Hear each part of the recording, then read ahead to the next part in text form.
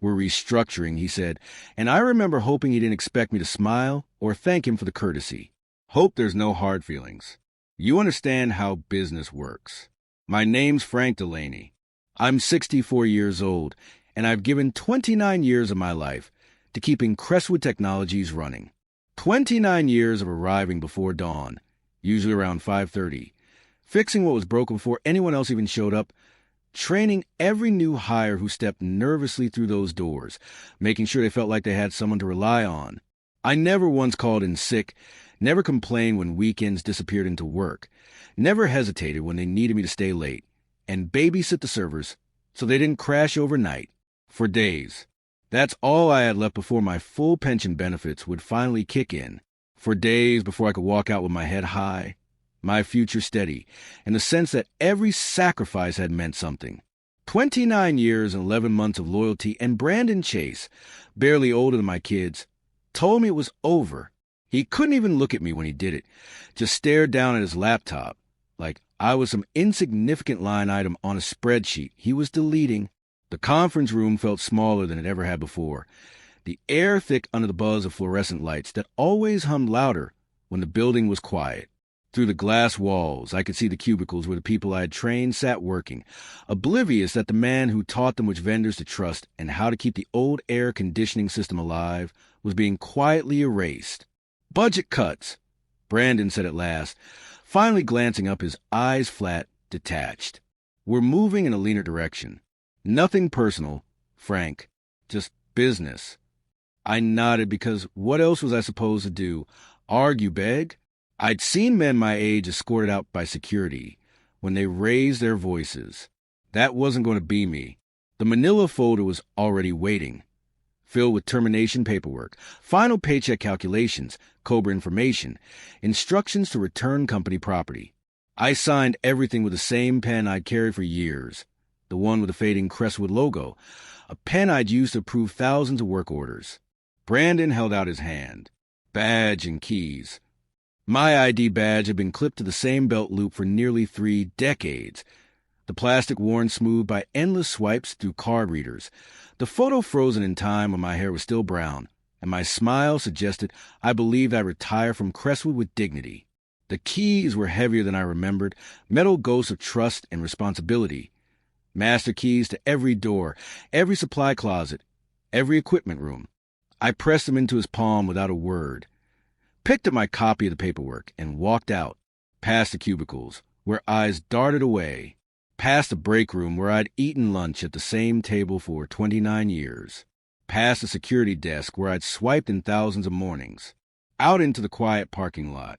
My old truck started right up, steady as always, and I sat there a long moment, engine running, staring back at the building that had shaped my entire life.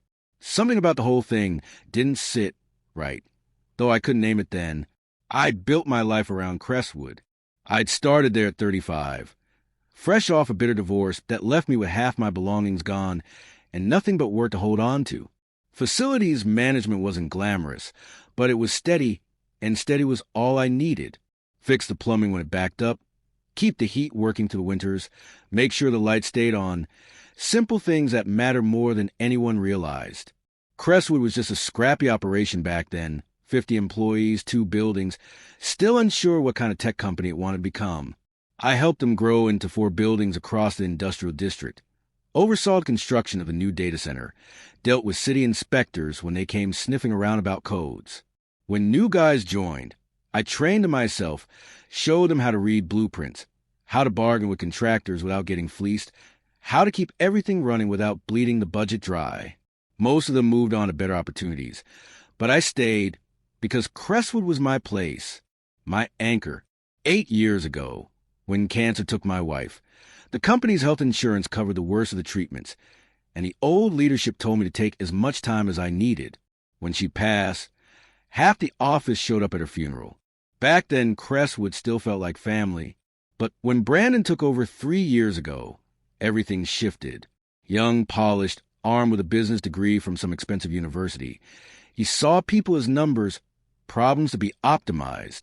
He brought in consultants, started talking about right sizing the workforce and operational efficiency. The warning signs were there. I just didn't want to see them.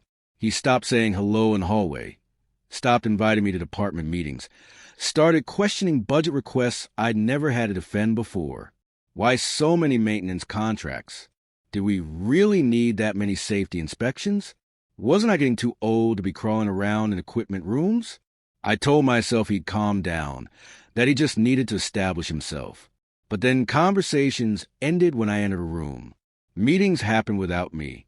A new facilities hire asked about my responsibilities. Things he'd have no reason to know unless someone was preparing him to take over.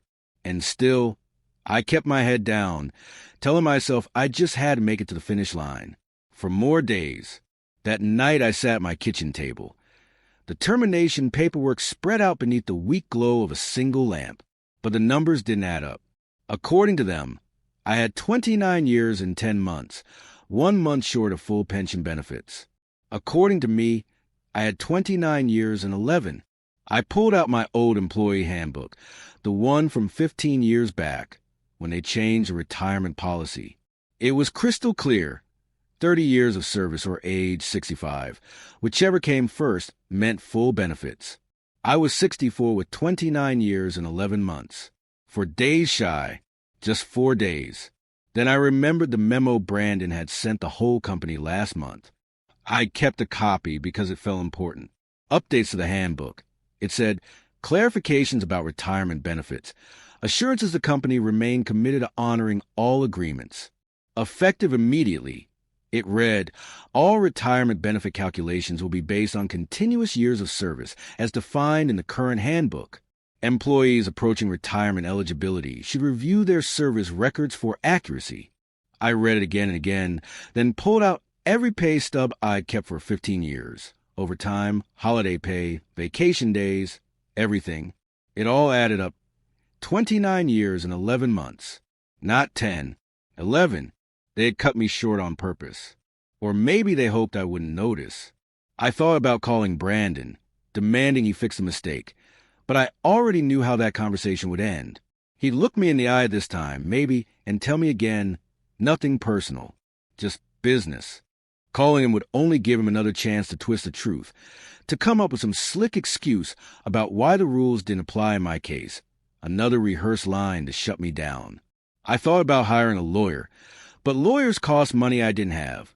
And going up against a company with Crestwood's resources felt like a young man's game, a battle fought with stamina, endless cash, and time. Then I remembered Janice O'Connell.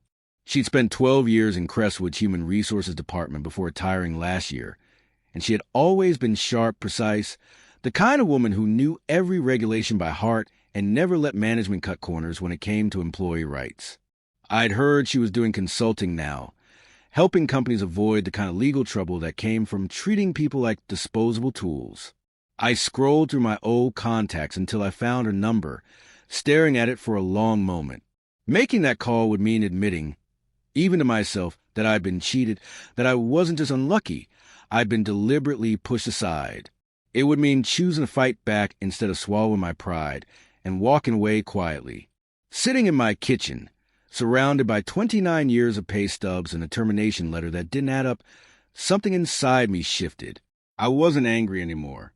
I was clear, focused, almost calm, like the moment before a storm when everything is sharp and still. I picked up the phone and dialed. Janice answered on the second ring. Her voice exactly as I remembered. Direct, steady, no nonsense. The kind of voice that made people confess truths they hadn't planned to share. Frank Delaney, she said before I could introduce myself. I heard about what happened. Word gets around fast. I laid everything out.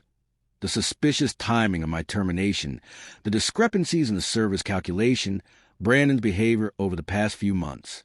She didn't interrupt, just asked sharp questions about dates, documents, and memos, forcing me to slow down and lay it all out clean. When I finally finished, there was a pause. You kept all your pay stubs? She asked. Every single one. I said, company memos, policy updates, performance reviews. My wife always told me to keep records. Smart woman, Janice replied. Frank, listen carefully. What Brandon did isn't just wrong. It's illegal. Federal law protects employees from being terminated to prevent them from collecting earned benefits. But proving intent takes more than timing. We'll need documentation, patterns, anything that shows this wasn't an accident. She told me to bring everything to her office Monday morning. Don't talk to anyone at Crestwood. Don't post about it. Don't even tell your neighbors. If this goes where I think it will, we want them to believe they got away with it. Monday morning, I showed up at her office with 3 boxes of paperwork. Pay stubs, handbooks, memos, reviews, even old emails, all organized in chronological order. She combed through it piece by piece, scribbling notes on a yellow legal pad. When she reached Brandon's memo from last month, she stopped and read it twice. "This is golden," she said. "He put it in writing that service calculations must be accurate. Then he fired you with an inaccurate calculation 4 days before you hit 30 years. Either he's incompetent or he's lying. And in cases like this, incompetence gets you reinstated. Lying gets you reinstated with damages in a federal investigation that could tear apart their entire HR department." She explained the process: filing a complaint with the Department of Labor, who would interview witnesses, dig through records, and, if they uncovered evidence of deliberate benefit denial, slap Crestwood with penalties far heavier than fines. There could be criminal charges. "How long does it take?" I asked. "Could be weeks, could be months," she said. "But once we file, there's no going back. Brandon will know you didn't walk away quietly, and he will fight back." She was right. By Tuesday afternoon, my phone rang. Brandon's name lit up my caller ID. I answered, silent. "Frank," he said, his voice smooth but sharp around edges. "I heard you've been talking to people about your termination. I hope you're not planning to do anything stupid." I stayed quiet. "Look, I get it. You're upset, but we followed company policy. Your record shows 29 years and 10 months. I've got the documentation right here." I almost laughed. "What documentation?" I asked. "Your hiring date, January 15th, 1996. Termination, November 8th, 2024. Simple math, Frank." I felt heat rise in my chest. He was lying flat out. My start date had been December 15th, 1995. I had the offer letter to prove it, but I bit my tongue, recognizing the trap. He wanted me to argue, to let him control the narrative on his terms. "I'm not looking for trouble," I said. "Good," he replied, relief seeping into his voice. "Because if someone were to file a frivolous complaint, well, we'd have to defend ourselves. And defending ourselves might mean looking very closely at that person's history, making sure they never violated policy, never took anything that didn't belong to them, never said anything that might have hurt the company's reputation." The threat was clear as daylight. Fight back, and he'd crush what was left of my name. "I understand," I said, and hung up, but the truth was, I didn't understand, not fully. Brandon didn't know that Janice had already filed a complaint that very morning. Wednesday evening, she called, her voice carrying a weight I hadn't heard before. "Frank, the Department of Labor moved fast. They've been watching Crestwood for a while. You're not the first. 3 other longtime employees were terminated within months of becoming eligible for full pensions, all of them in their 60s, all with miscalculated service records." My stomach dropped. "They're calling a pattern," Janice said, "systematic benefit denial. That's the kind of thing that puts companies on federal watch lists." But she wasn't finished. Investigators had pulled personnel files and found damning emails between Brandon and the new HR director, messages about optimizing the workforce and reducing long-term benefit obligations. They'd even named employees, me included, 6 times in the past 3 months. What did they say about me? I asked, the words tasting bitter, that you were a legacy cost, that your pension and health care would be a significant ongoing expense, that your position could be eliminated and your duties absorbed by others. Frank, they planned this for months. I felt something cold and heavy settle deep inside me. While I was showing up early, staying late, training new hires, and patching up broken systems, they were plotting my removal, stripping me of what I'd earned. Janice's voice cut through the silence. "The investigator wants to interview you tomorrow morning. And Frank, someone from the criminal division will be there." My throat tightened. "Criminal?" "Yes, she said firmly. When a company deliberately terminates employees to avoid paying earned benefits, it's not just unethical, it's fraud. Wire fraud. And if they use electronic communications to plan it, the people involved could go to prison. Thursday morning, I sat in a stark conference room at the Department of Labor building downtown, the fluorescent lights humming faintly above me, their cold glare making the air feel even heavier.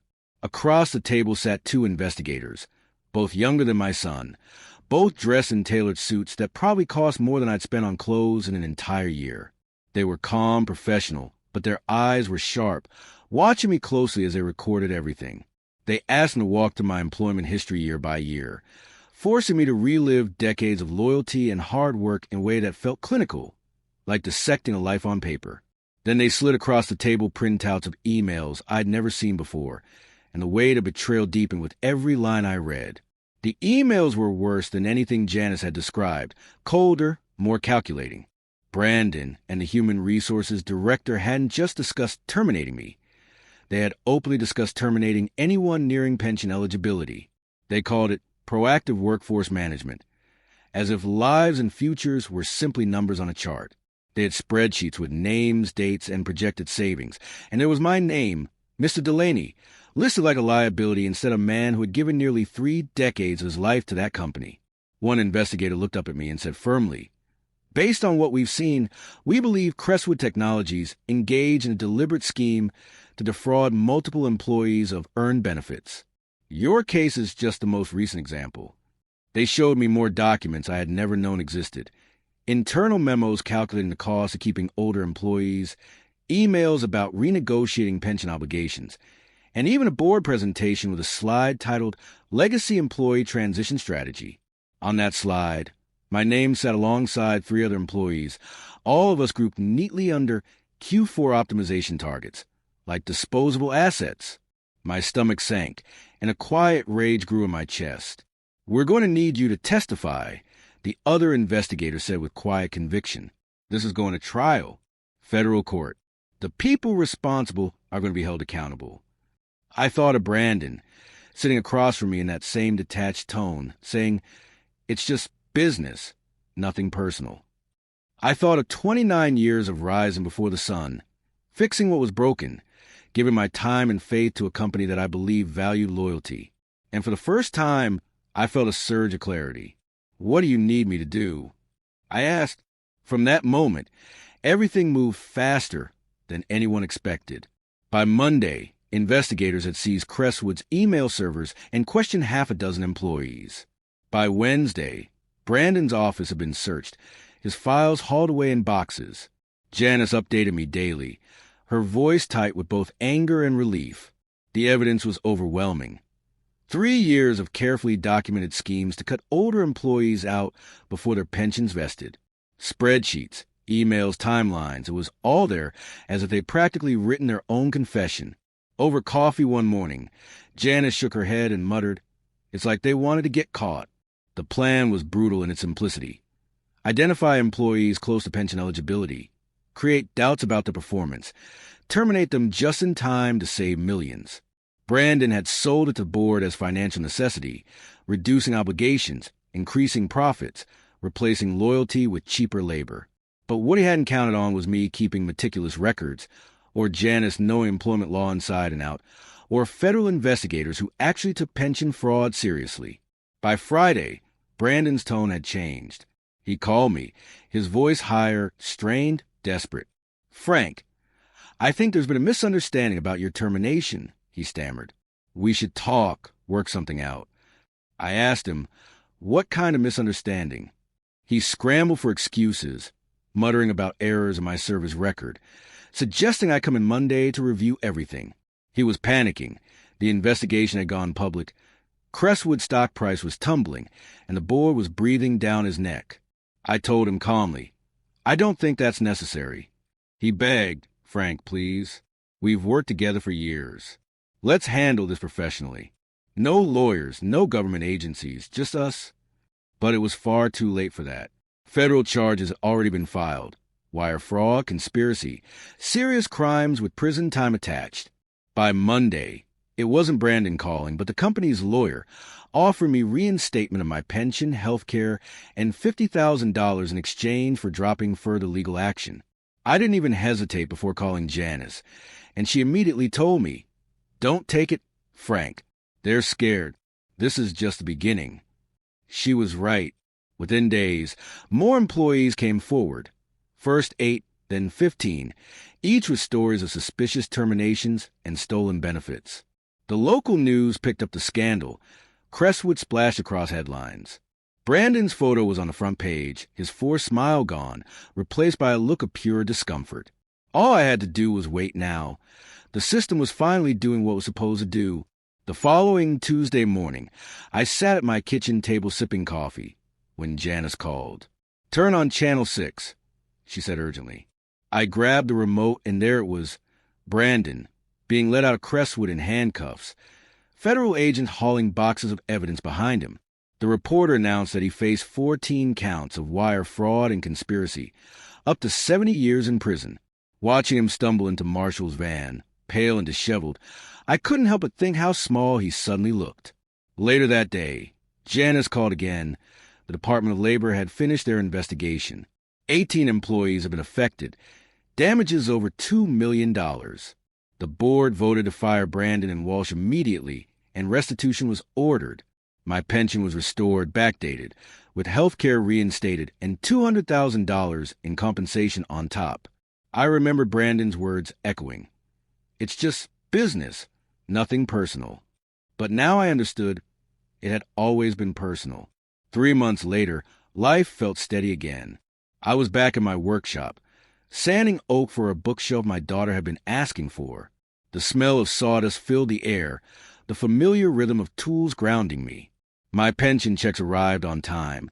My savings account sat untouched, and for the first time in years, I felt unburdened. Brandon had pled guilty and was serving 18 months. Walsh got 6 months in probation.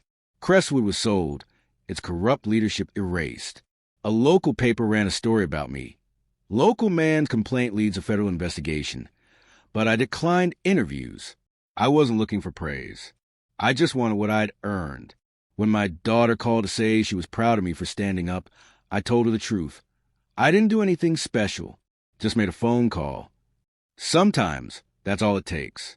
That afternoon, as I loaded the finished bookshelf into my truck, I thought about the difference between fixing what's broken and building something new. Both matter, both have their place, but building, creating something lasting with your own hands, has a satisfaction that nothing else can touch. And after everything, that's exactly what I wanted to do